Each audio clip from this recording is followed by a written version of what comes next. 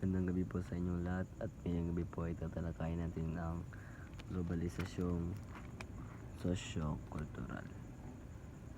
Ang globalisasyong sosyo-kultural, ito ang proseso kung saan ang mga kultura ng iba't ibang bansa ay nagkakaroon ng ugnayan, paghahalo at impluwensya sa isa't isa. Dulot na mabilis na pag-unlad ng teknolohiya, media, migrasyon at internasyonal na interaksyon. At narito ang mga paraan kung paano ito nangyayari. Number 1, migrasyon at turismo. Nagkakaroon ng interaksyon ng iba't ibang lahi, relihiyon at paniniwala. Naipapasa ang mga pagkain, wika, kaugalian at pananamit mula sa ibang bansa patungo sa iba. Pangalawa, media at internet.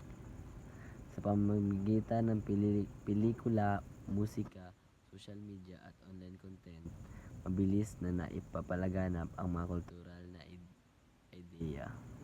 Halimbawa, paglaganap ng K-pop, anime o Hollywood sa iba't ibang bansa. Pangatlo, edukasyon at palitan ng estudyante. Ang mga internasyonal na paaralan at exchange program ay nagtutulak sa pag-unawa at pagtanggap sa iba't ibang kultura. Pang-apat, global na komunikasyon. Gamit ang teknolohiya, mas madali ng makikipag-ugnayan at makipagpalitan ng ideya sa mga tao mula sa iba't ibang kultura. At ito ang kanyang positibo at negatibong epekto. Positibong epekto ng sosyo-kultural. Pagpapalawak ng pananaw at kaalaman tungkol sa iba't ibang kultura. Pagpapalaganap ng respeto at pagtanggap sa pagkakaiba-iba o diversity. Pagkakaroon ng mas maraming oportunidad sa kultura, edukasyon at hanap buhay. Ang negatibong epekto naman ay ang pagkawala ng katutubong kultura o tradisyon dahil sa impluwensya ng banyaga. Cultural homogenization, ang pagkakapare-pareho sa kultura sa buong mundo. Halimbawa, westernization.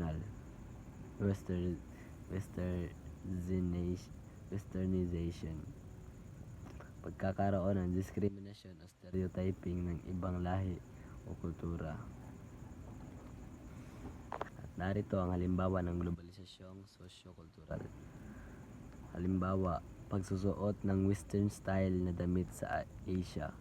Paliwanag ito ay epekto ng western influence sa fashion. Pangalawa, pagkakaroon ng McDonald's sa buong mundo. Pagpapalaganap ng American food culture. Tatlo, pag-aaral ng Korean language sa Pilipinas. Impluwensya ng Korean wave tulad ng K-pop at K-drama at iba pang mga Korea. Pang-apat, at uli, online friendships mula sa ibang bansa. Global na ugnayan ng kabataan. Ang globalisasyong sosyo-kultural ay isang proseso ng paghalo at pag-uugnay ng mga kultura sa buong mundo. Ito ay nagdudulot ng mas malawak na pag-unawa at pagkakaisa. Ngunit maaari rin nitong maging banta sa sariling pagkakakilanlan kultural kung hindi magamit sa tama. At narito ang epekto ng sosyo-kultural sa pagpapalawak ng globalisasyon. Pinapalawak ang ugnayan ng mga tao mula sa iba't ibang bansa. Dahil sa sosyo-kultural na globalisasyon, mas bukas na ang mga tao sa iba't ibang kultura, wika at tradisyon. Ito ay nagbubunga ng mas madali at mas malalim na pakikipag-ugnayan na nagpapabilis sa iba pang aspekto ng globalisasyon gaya ng kalakalan at teknolohiya.